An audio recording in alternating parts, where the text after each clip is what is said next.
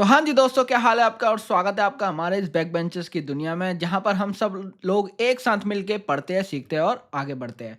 तो आज हम क्या करने वाले हैं, देखो अभी तक हमने आपके चैप्टर 2 के कॉन्सेप्ट सारे देख लिए थे जो कि हमारा चैप्टर 2 खत्म हो गया था। तो आज हमें करना है उसके कुछ एनसीईआरटी के क्वेश्चंस। देखो आखिर आपको करने तो क्वेश्चंस ही है ना एग्जाम में, तो कुछ उसके एनसीईआरटी के क्वेश्चंस देख लेते हैं। फिर इससे नेक्स्ट में हम बनाएंगे टीएस गेरेवाल के क्वेश्चंस, ठीक है? अब तो वो भी देखना मत भूलना, क्योंकि क्वेश्चन की देखो जितनी कॉन्सेप्ट आपको समझ आ रहा है वो अच्छी बात है, बट आप जितना क्वेश्चन पे कमांड बनाओगे उतना ज़्यादा आपको मतलब आपके लिए आसानी होगी कि आप एग्जाम में नंबर गेट कर पाओ। क्योंकि देखो अल्टीमेटली हमें लिखने तो क्वेश्चन ही है, हमें क्वेश्चन आंसर्स ही करने हैं एग्जाम में। कोई हमें कॉन्सेप्चुअली तो बता के आना नहीं है, हमें क्वेश्चन आंसर्स आने चाहिए। तो इसलिए आप जितना हो सके आप उतने क्वेश्चन की प्रैक्टिस करना। और जैसे-जैसे अभी अभी तो देखो ये जो 2 चैप्टर है फर्स्ट और 2, ये आपके थ्योरेटिकल चैप्टर है। तो अब आपके जैसे-जैसे चैप्टर 2 अब ऑलमोस्ट एंड पे आ गया है। अब आपका चालू होगा मेन प्रैक्टिकल सब्जेक्ट, जो कि अभी तक हम बेस पे थे। अब प्योर अकाउंटिंग क्या होती है, अब हम धीरे-धीरे वो करके वो करना सीखेंगे। तो चलो पहले कुछ एनसीईआरटी के क्वेश्चंस देख लेते हैं, फिर आगे देखते हैं। अ चलो देखते हैं क्या अब इसमें ऐसा क्या अकाउंटिंग में, देखो चैप्टर 2 में ऐसा क्या है, देखते हैं कुछ। हमें तो देखो खतरनाक क्वेश्चन चाहिए, ये छोटे मोटे क्वेश्चन से अब हमारा कुछ नहीं होता। देखो अब पहले हम सबसे पहले देख लेते हैं ये टेस्ट योर अंडरस्टैंडिंग देखने जा रहे हैं। अब हम on test your understanding on NCERT का, ठीक है? अब देखो ये क्या कह रहा है, during the life time of an entity accounting produce financial statement in an accordance with which basic accounting assumption। देखो ये क्या कह रहा है, ये कह रहा है कि ये जो life time during the life time entity produce करती है financial statement in accordance with which basic accounting assumption. मतलब देखो मैंने आपको बताया था कि जो हमारा बिजनेस है वो हम ये कॉन्सेप्ट मान के चलते हैं कि बिजनेस हमारा गोइंग कंसर्न है, कि वो अनलिमिटेड फोर्सेबल फ्यूचर के लिए चलता रहेगा। लेकिन अब देखो कुछ चीज़ हमेशा चलती रहेगी, तो कुछ तो कुछ ऐसा हमें बेस ढूंढना पड़ेगा कि हाँ हम इस पीरियड में रुकेंगे और देखेंगे कि हमारी क्या परफॉर्मेंस रही है ड्यूरिंग द पीरियड, चाहे वो 1 साल हो, चाहे वो 6 महीने हो, चाहे वो 3 महीने हो। ये मैंने आपको बताया था। तो ये किस कॉन्सेप्ट के अंदर मैंने बताया था, यही ये क्वेश्चन है। ये कॉन्सेप्ट था आपका अकाउंटिंग पीरियड कॉन्सेप्ट। इस कॉन्सेप्ट के अंदर मैंने आपको बताया था कि भैया थोड़ा देर रुको और देखो पीछे, थोड़ी देर रुको और पीछे देखो कि आपने अभी तक क्या किया है। ये किस लिए होता है कि मैनेजमेंट एस्टिमेट कर पाए कि कितनी आपको सैलरीज देनी है, मतलब कितने इंसेंटिव्स बन रहे हैं, ये सब के लिए ये कॉन्सेप्ट काम आता है। तो ठीक है, तो इसका आंसर होगा अकाउंटिंग पीरियड कॉन्सेप्ट। ठीक है, समझ गए। अब हम अगला देखते हैं। देखो कितने आसान आसान क्वेश्चन है, देख रहे हो आप। अब अगर आपने क्लासेस देखी होगी, पूरे लेक्चर देखे होंगे, थोड़े बहुत समझे होंगे, तो आपको ये चीज़ें कितनी आसान लगेगी कि आप एक रिलेट कर पा रहे हो कि मतलब मैंने क्या बताया था, थोड़ी देर रुको और पीछे देखो, वो उस चीज़ से रिलेट कर पाओगे आप। अब देखो अगला अगला देखने जा रहे हैं हम। When accounting when information about two different enterprises has been prepared presented in similar manner, the in the information exhibits the characteristics of। अभी क्या बताने जा रहा है ये क्वेश्चन? ओके, ठीक है। When information about two different enterprises have been prepared, जब information about two different enterprises have been prepared presented in a similar manners, एक तरह से हम इंफॉर्मेशन बना रहे हैं।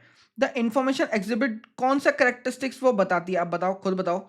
क्या वो वेरिएबिलिटी बताती है?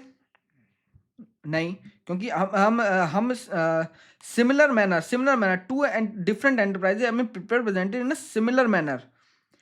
क्या वो रेलेवेंस बताती है? रेलेवेंस बताती है? नहीं, बिल्कुल नहीं। क्योंकि रेलेवेंस तो क्या होता है, रेलेवेंस ये होता है कि भैया क्या वो हमारे मतलब की है, इंफॉर्मेशन जो है वो क्या हमारे मतलब की है? बिल्कुल नहीं। क्या वो रिलायबिलिटी बताती है? बिल्कुल नहीं। रिलायबल क्या होती है कि हम उस इंफॉर्मेशन पे भरोसा कर सकते हैं? बिल्कुल नहीं।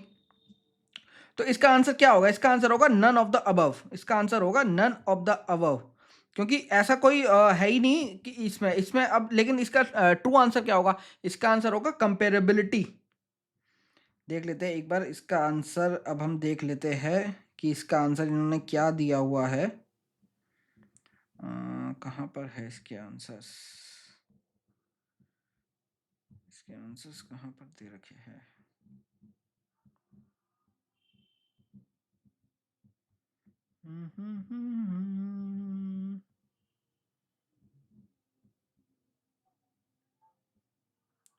ठीक है, सेकंड का डी देखो, सेकंड का D, test your understanding, second का D, test your understanding 1, second का डी। ठीक है, समझ आ गया जी, इतना तो हमें समझ आ गया। अब देखते हैं अगला question. A concept that a business enterprise will not sold or liquidated in the near future is known as। देखो अभी क्या कहना चाह रहा है, ये कहना चाह रहा है कि वो कौन सा कॉन्सेप्ट है कि नियर फ्यूचर में ना बिजनेस बंद होने वाला है और ना ही हम उसको बेचने की सोच रहे हैं, ना वो बंद होने वाला है, ना हम लिक्विडेट करने की सोच रहे हैं। लिक्विडेट मतलब हम उससे पैसा निकालना चाह रहे हैं अपना, ऐसा कौन सा कॉन्सेप्ट है? सोचो, क्या वो गोइंग कंसर्न है? हाँ भाई हाँ, गोइंग कंसर्न कॉन्सेप्ट वो ये कहता है कि जिंदगी भर बिजनेस चलता रहेगा, फोर्सेबल फ्यूचर के लिए, कभी बंद नहीं होने वाला बिजनेस। तो ये कॉन्सेप्ट बताता है। क्या वो इकोनॉमिक एंटिटी है? नहीं। क्या वो मॉनेटरी यूनिट है? नहीं। क्या वो नन ऑफ द? नहीं। तो आंसर ठीक होगा एकदम गोइंग कंसर्न कॉन्सेप्ट। ठीक है, नेक्स्ट क्वेश्चन देखते हैं अब हम। The primary qualities that makes accounting information useful for decision making. क्या वो प्राइमरी क्वालिटीज है जो कि अकाउंटिंग इंफॉर्मेशन को यूजफुल बनाती है डिसीजन मेकिंग के लिए? डिसीजन मेकिंग के लिए याद रखना, प्राइमरी क्वालिटी पूछ रहा है। क्या वो रेलिवेंस एंड फ्रीडम फ्रॉम बायस है? क्या वो मतलब कि हमारे लिए ये रेलिवेंट है इंफॉर्मेशन और वो फ्री फ्रॉम बायस है? क्या ये बनाती है? ठीक है, ये हो सकता है, हो सकता है, लेकिन अभी देखो जो हम ये टिक मार्क करते हैं ना, उसमें क्या होता है, हमें बेस्ट ऑप्शन चुनना पड़ता है कि इस सिचुएशन में सबसे बेस्ट कौन सा है। तो देखते हैं, ये भी हो सकता है, इसको अभी हम रखते हैं 50-50 में। रिलायबिलिटी एंड कंपेरेबिलिटी, देखो ये इसने थोड़ा और इससे बेटर देन बेस्ट बोल दिया कि देखो क्या क्वालिटी है जो कि अकाउंटिंग इंफॉर्मेशन को डिसीजन मेकिंग में यूज करती है। देखो ये वर्ड लिख दिया इसने, डिसीजन मेकिंग। अब डिसीजन मेकिंग हम कब करते हैं? हम जब कंपेयर कर पाए चीज़ों को कि भैया हाँ, जैसे मान लो हम अपने इंटरनल डिसीजन मेकिंग करना चाह रहे हैं, तो हम देखेंगे हमने पिछले साल क्या किया था, हमने इस साल क्या किया है, तो उन दोनों को कंपेयर करके हम डिसीजन मेकिंग करेंगे। अगर हम इंडस्ट्री से बाहर मतलब किसी और कंपटीटर के साथ वो करना चाह रहे हैं कि डिसीजन मेकिंग करना चाह रहे हैं, तो हम उसकी फाइनेंशियल्स उठाएंगे और अपनी फाइनेंशियल्स उठाएंगे, दोनों का सेम बेस को रख के कंपेयर करेंगे कि हाँ भैया हमारी क्या परफॉर्मेंस रही है, उनकी क्या परफॉर्मेंस रही है। तो ये बात कर रहा है रिलायबिलिटी एंड कंपेरेबिलिटी। देखो ये दोनों बेटर देन, ये इससे बेटर आंसर है, तो इसलिए अभी तक ये होगा। कंपेरेबिलिटी एंड कंसिस्टेंसी ना ना कंसिस्टेंसी तो अलग कॉन्सेप्ट है ना। कंसिस्टेंसी तो कहता है कि आप फॉलो करो जो कंसिस्टेंट अकाउंटिंग, जो आप इंफॉर्मेशन और अजम्पशन यूज कर रहे हो उसको कंसिस्टेंटली फॉलो करो, वो ये कहता है, वो अलग चीज है। तो अभी तक का सबसे बेस्ट है रिलायबिलिटी एंड कंपेरेबिलिटी। ठीक है, तो आपका ये टेस्ट योर नॉलेज 1 कंप्लीट होता है, टेस्ट योर नॉलेज आपका 1 कंप्लीट होता है। ठीक है, टेस्ट योर नॉलेज आपका 1 कंप्लीट होता है।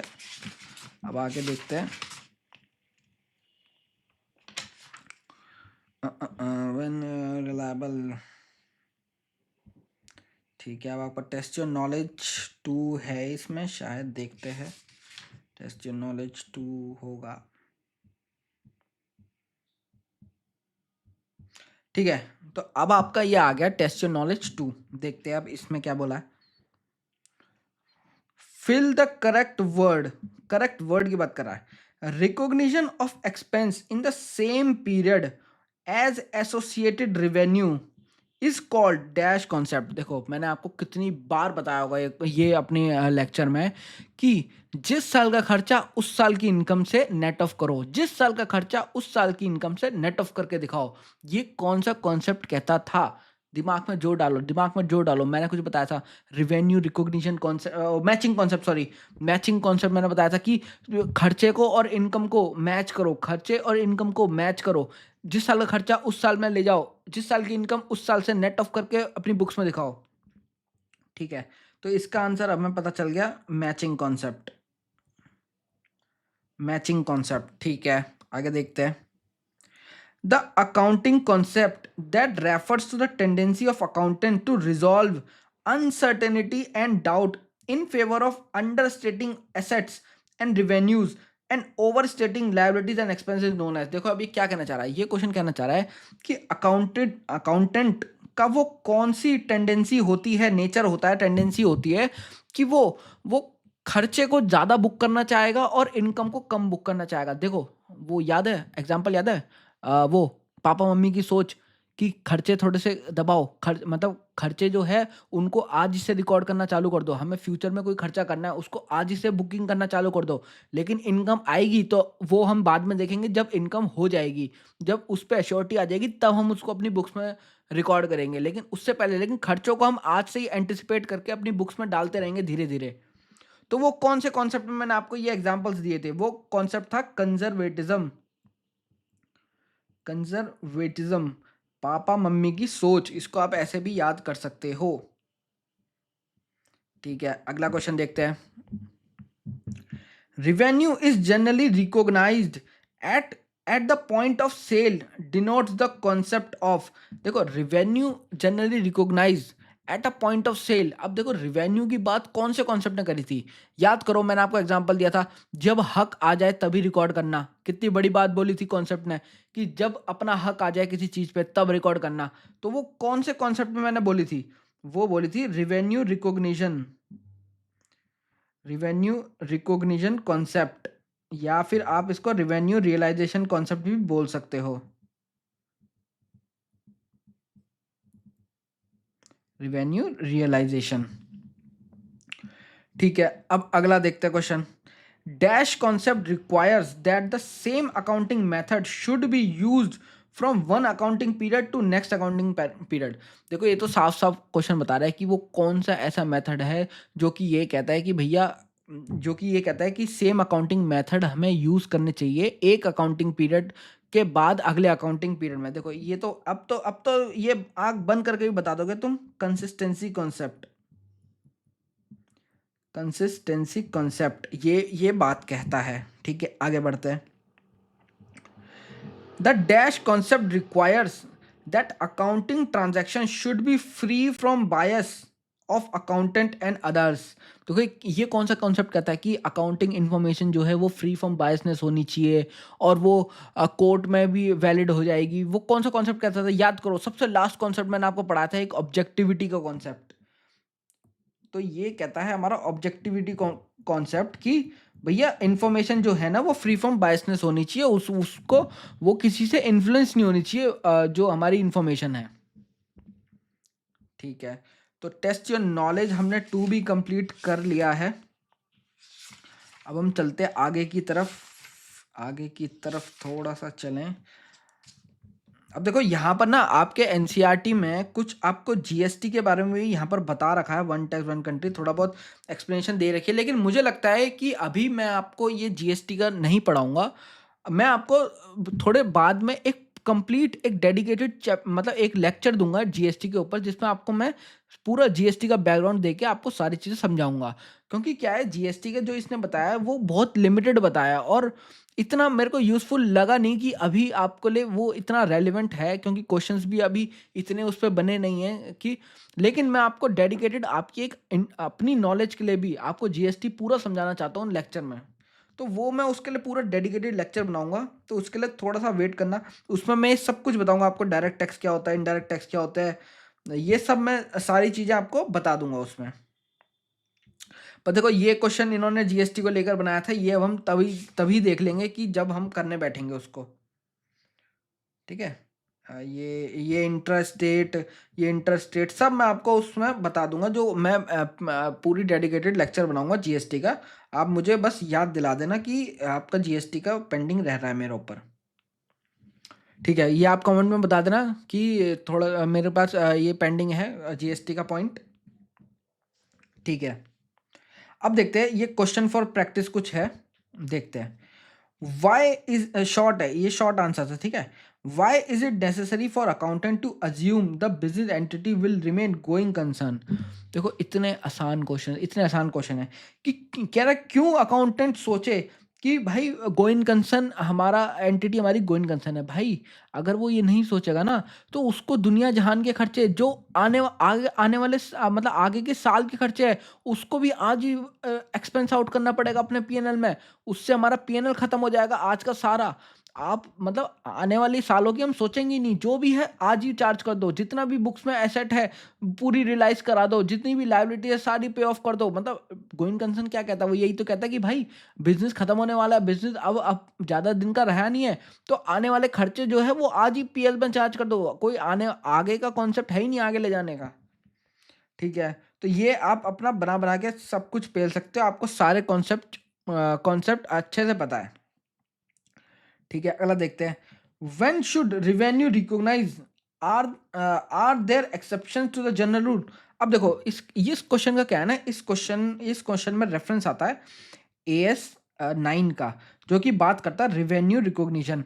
अब देखो आपके कोर्स वाले इतने लोग पागल है ना, आपके कोर्स में इंड एएस का सिर्फ रेफरेंस दे रखा है। आपके कोर्स में सिर्फ इंड एएस का रेफरेंस दे रखा है, ना एएस 9 के बारे में बताया ना कुछ बताया। बट उसको उठा के आपके कोर्स में एक क्वेश्चन डाल दिया कि भैया अब ये बताओ कि ये क्या है। अब जब तक आप अपना पढ़ाओगे नहीं, आप एएस 9 नहीं पढ़ाओगे, तब तक कोई कैसे आंसर कर पाएगा इसको। फिर भी मैं आपको थोड़ा सा एक बैकग्राउंड दे देता हूँ इस क्वेश्चन का। कहाँ गया, ये रहा। तो देखो अब मैं आपको यहीं पर ही बता देता हूँ थोड़ा सा कि हम कब एएस 9 के अकॉर्डिंग कब हम रिवेन्यू रिकॉग्नाइज करते हैं। तो कुछ कंडीशंस होती है रिवेन्यू रिकॉग्नाइज करने की, जो कि मैं यहाँ पर लिख देता हूँ। आप ऐसी ना अपने अपने एनसीईआरटी अगर आपके पास होगी तो उसमें ऐसी साइड में लिख लेना ये सारी कंडीशन। कुछ कंडीशन होती है कि रिस्क एंड रिवॉर्ड आपका ट्रांसफर हो जाना चाहिए। ये होता है हमारा गुड्स के केस में।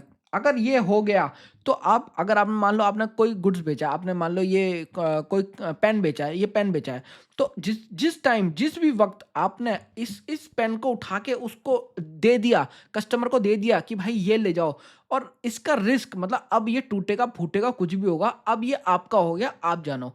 तो जिस वक्त जिस सेकंड आपने ये कर दिया, मतलब उसके हाथ में दे दिया, डिलीवरी दे दी और आपने इनवॉइस बना दिया, तो उस वक्त मानेंगे एस 9 के अकॉर्डिंग कि भैया रिस्क एंड रिवॉर्ड ट्रांसफर हो गया गुड्स के केस में।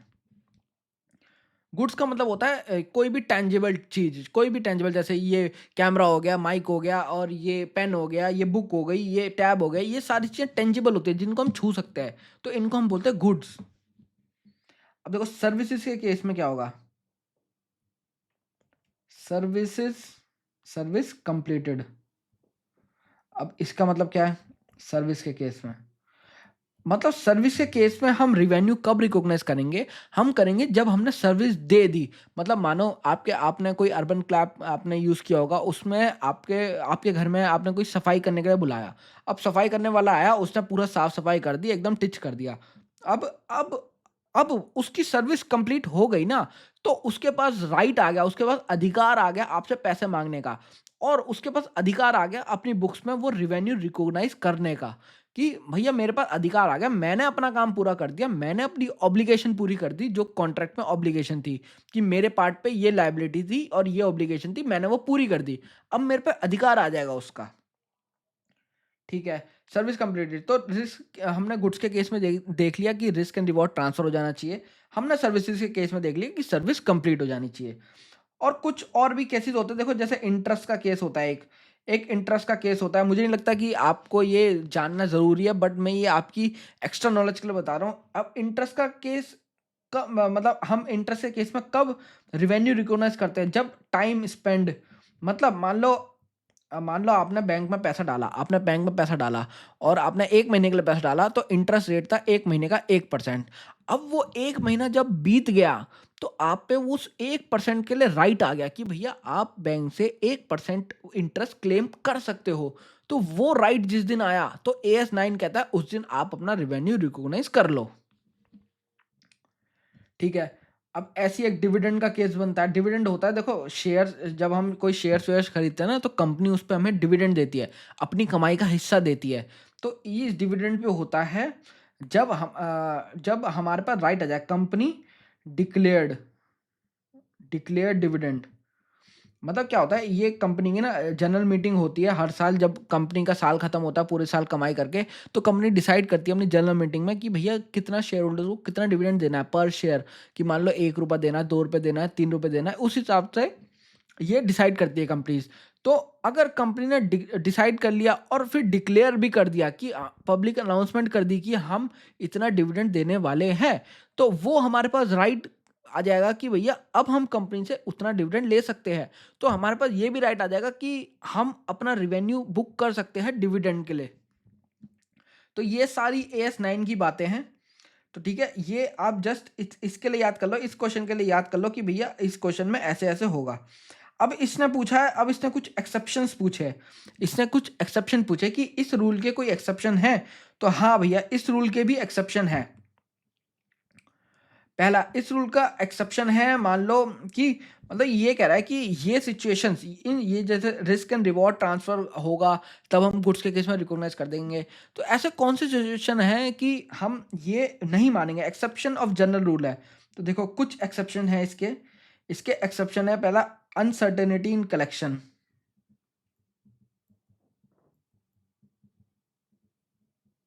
अब ये क्या कह रहा है, ये कह रहा है मान लो आपने आपने कोई सर्विस प्रोवाइड की, अर्बन क्लैब वाले ने सर्विस दी घर आके, अब उसके पास राइट तो आ गया, राइट तो आ गया कि वो आपसे पैसा मांग सकता है सर्विसेज का।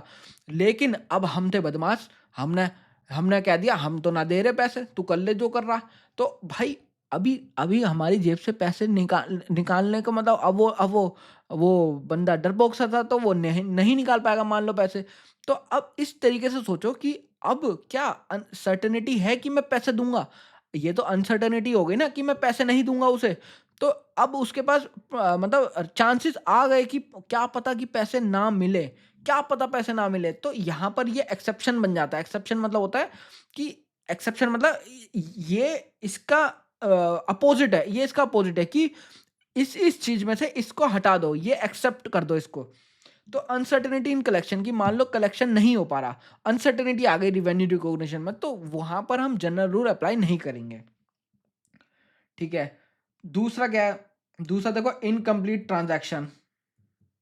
अब मान लो अभी तक सर्विस पूरी हुई नहीं, तो काहे का रिवेन्यू का हमारे पास अधिकार आएगा, जब तक हमने सर्विस दी नहीं है, वो आधे में पैसे मांगे अर्बन क्लैब वाला आपसे, तो आप दे दोगे उसको पैसे? बिल्कुल नहीं दोगे। तो अभी सर्विस तो इनकम्प्लीट है ना, आप कहोगे भाई काम तो पूरा कर, तभी तो पैसे दूंगा तुझे।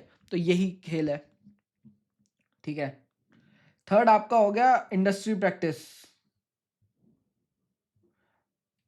इंडस्ट्री प्रैक्टिस, अब इसका क्या मतलब हुआ, देखो कभी कभार क्या होता है, कई बिजनेसेस ऐसे होते हैं जिसमें ये इंडस्ट्री प्रैक्टिस में भी बताया जाता है कि हम हमें कब रिवेन्यू रिकॉग्नाइज करना चाहिए। कि मान लो कि कोई इंडस्ट्री, मान लो जैसे कंस्ट्रक्शन की, मान लो कि जब हम पूरी बिल्डिंग बना देंगे तब हम रिवेन्यू रिकॉग्नाइज करेंगे, या फिर over the period of time हम रिवेन्यू को रिकॉग्नाइज करेंगे। तो वो एक इंडस्ट्री में चलता आ रहा है, वो चयन है इंडस्ट्री में। तो उस हिसाब से वो एक्सेप्शन बन सकता है इस जनरल रूल का। ठीक है, तो हमने ये भी देख लिया। अब हमने ये कंप्लीट कर लिया, ये कंप्लीट कर लिया। अब तीसरा क्वेश्चन देखते हैं, what is the basic accounting equation. देखो कितना आसान क्वेश्चन है, कितना आसान क्वेश्चन है। देखो बेसिक अकाउंटिंग इक्वेशन क्या होती है। बेसिक अकाउंटिंग इक्वेशन होती है asset is equal to liabilities liabilities plus equity. देखो ये आपके दिल दिल दिमाग और हर जगह घुसने वाली है ये इक्वेशन, क्योंकि इसी के बेस पे पूरी अकाउंटिंग होती है।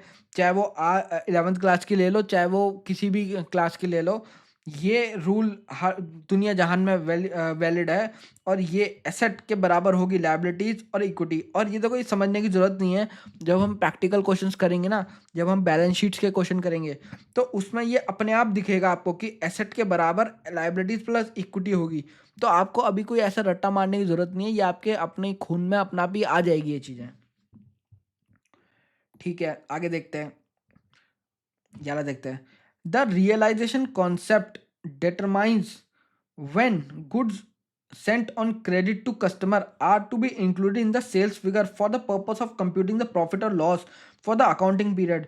Which of the following tends to be used in the practice to determine when to include transaction in sales figure for the period when goods has been goods ha- good when the goods have been? देखो ये कह रहा है कि हम कब goods के case में कब हम रिवेन्यू को रिकॉग्नाइज करें। देखो वही क्वेश्चन AS9 से रिलेटेड क्वेश्चन है, बट आपकी बुक्स में दे रखा है।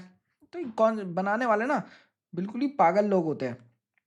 अब देखो इसने ऑप्शन क्या दिया है, यही पूछ रहा है कि भैया आपने एक सेल करी है, आपने सेल करी है, अब आपको कब गुड्स के केस में कब रिवेन्यू रिकॉग्नाइज करना चाहिए। मैंने आपको ये 3 कंडीशन बताई है। तब देखो गुड्स के केस में मैंने आपको क्या बताई, जब हमारा रिस्क एंड रिवॉर्ड ट्रांसफर हो जाए। अब ये रिस्क एंड रिवॉर्ड ट्रांसफर कब होगा? पहला पहला रिस्क ट्रांसफर होने का मतलब हमने हमने हमने आपको देखो 2 कंडीशन होती है, हमने इनवॉइस इशू कर दिया, और हमने आपको डिलीवरी दे दी। ये जो 2 केस होते हैं, ये दोनों मिला के हम ये अज्यूम करते हैं कि हमने रिस्क एंड रिवॉर्ड ट्रांसफर कर दिया। ठीक है, तो डिस्पैच नहीं, बिल्कुल नहीं, डिस्पैच से तो कोई लेना देना नहीं है। डिलीवर्ड, हाँ, जब तक उसका हमने हाथ में दे दिया। और ये इनवॉइस, ये दोनों ही करेक्ट है, ये दोनों ही करेक्ट है। आपको ए और बी दोनों लगाने पड़ेंगे। बट क्या है आपकी बुक्स में, पता नहीं क्यों इन्होंने सिर्फ डिलीवर्ड को ही माना है, बट आप कॉन्सेप्चुअली चलोगे तो कॉन्सेप्चुअली ये दोनों ठीक है। मतलब ये दोनों जब साइमल्टेनियसली पूरे होंगे, इनवॉइस भी इशू हो जाएगा और आपका डिलीवरी भी हो जाएगी, तब हम मानेंगे कि रिस्क एंड रिवॉर्ड ट्रांसफर हो गया। बट देखो इसने क्या सेंस लगाई होगी कि इसमें हमने डिलीवरी दे दी, इसमें हमने गुड्स दे दिया। तो कभी कभार क्या हुआ कि इनवॉइस हम बाद में इशू कर देंगे, तो ये इनवॉइस हमने बाद में इशू किया, तो ये इसने इस सेंस में ये आंसर करा होगा। बट लेकिन ये दोनों जब सिचुएशन साथ में होती है, तभी हम मानेंगे कि हमारा रिस्क एंड रिवॉर्ड ट्रांसफर हुआ है। ठीक है, अब आगे देखते हैं। Complete the following worksheet. अब ये कह रहा है भाई इसको कंप्लीट करो। ठीक है, कर देते हैं अभी। If a firm believe that some of its debtor may default, it should act on this by making sure that all the possible losses are recorded in the books. This is an example of dash concept। देखो वही कह रहा है भैया कि ये कह रहा है कि हमें हमें लग रहा है कि हमारा कोई डेटर मतलब कौन, जिससे हमें पैसे लेने हैं, वो डिफॉल्ट कर देगा, वो भाग जाएगा, वो या तो कंगला हो जाएगा या भाग जाएगा कहीं दूर, हमें हमें नहीं मिलने वाला। तो वो कह रहा है कि हम उसको बुक्स में रिकॉर्ड कर लें। ये कौन सा कॉन्सेप्ट कहता है कि हम पॉसिबल लॉसेस को रिकॉर्ड कर लें बुक्स में? पापा मम्मी की सोच यही तो कहती है कि भैया लॉसेस, जो आपके खर्चे, लॉसेस, एक्सपेंसेस आने वाले हैं, उसको आज ही से रिकॉर्ड कर लो, क्योंकि वो फ्यूचर में होने वाले हो सकते हैं, लेकिन इनकम को मत करना। तो कौन सा कॉन्सेप्ट था? Conservatism concept. ठीक है, ये हो गया। आगे देखते हैं।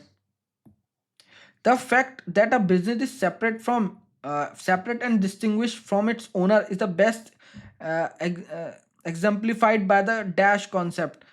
अब देखो ये कह रहा है कि बिजनेस अलग है, मालिक अलग है, और हमारा बिजनेस अलग है। ये किस कॉन्सेप्ट ने कहा था?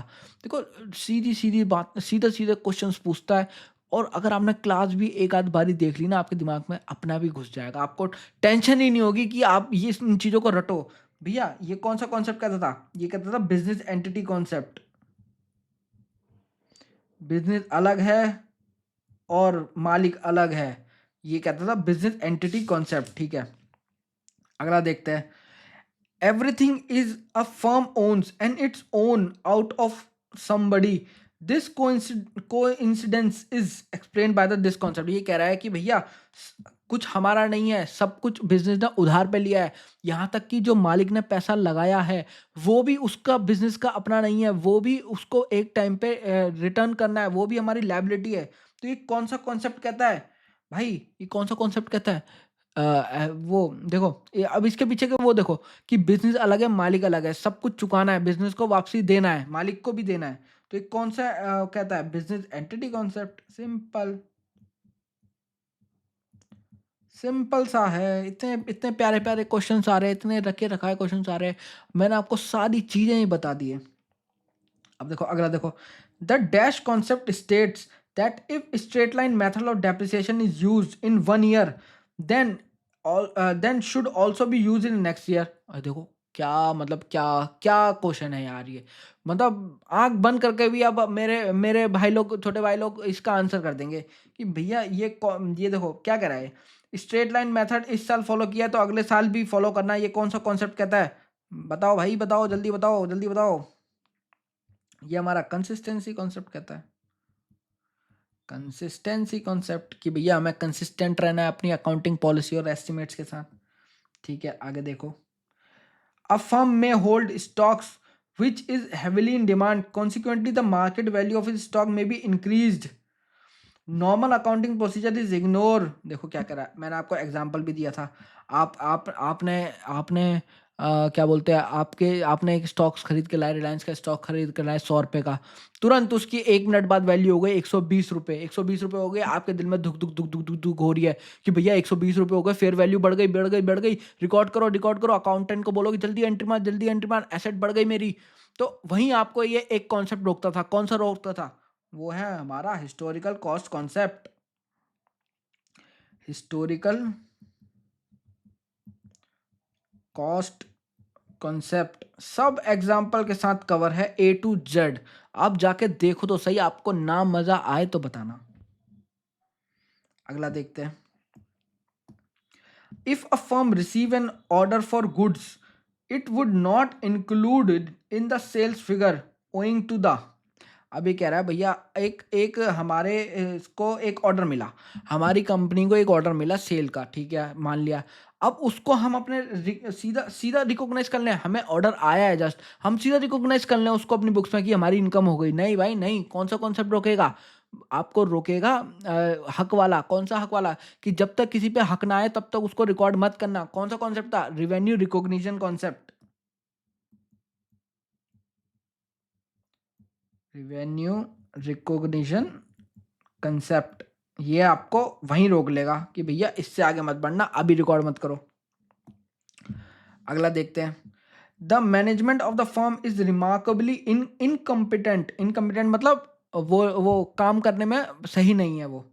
But the firm's accountant can not take this into account while preparing books of account because of dash concept. ये कह रहा है कि भैया बिल्कुल जो एक एंटिटी है उसकी जो मैनेजमेंट है बिल्कुल नालायक है, कुछ काम नहीं करती, खाली बैठी है एकदम, कुछ काम नहीं करती है। अब अकाउंटेंट कह रहा है कि यार इससे तो बड़ा नुकसान होगा, क्या मैं इसको अपनी बुक्स में रिकॉर्ड कर लूँ कि मेरे को इससे नुकसान हो रहा है? तो अब कौन सा कॉन्सेप्ट हाथ पकड़ लेगा? भैया कॉन्सेप्ट पकड़ेगा आपका मनी मेजरमेंट। आप उनकी इनकम्पिटेंसी जो है वो आप पैसों के टर्म्स में रिकॉर्ड नहीं कर सकते। जो याद करो, छोटू को लात मारी थी, क्या वो पैसों के टर्म्स में रिकॉर्ड हो सकती थी? नहीं। तो वैसे ही आपको ये रोक देगा money measurement concept. Money measurement concept आपके हाथ वहीं रोक देगा। ठीक है, तो चलो इससे आगे अब हम नेक्स्ट लेक्चर में करते हैं। तब तक के लिए आपको पता है आपको क्या करना है, वीडियो को लाइक करना है, शेयर करना है, कमेंट करना है और अपने दोस्तों के साथ शेयर करना है। और मैं देख रहा हूँ यार, आप लोग वीडियोस तो देख रहे हो बट आप चैनल को सब्सक्राइब नहीं कर रहे हो। चैनल को सब्सक्राइब करो भाई, और कमेंट करो, लाइक करो यार वीडियो को। ऐसे कैसे चलेगा काम? चलो मिलते हैं अब अगली क्लास में। Bye bye.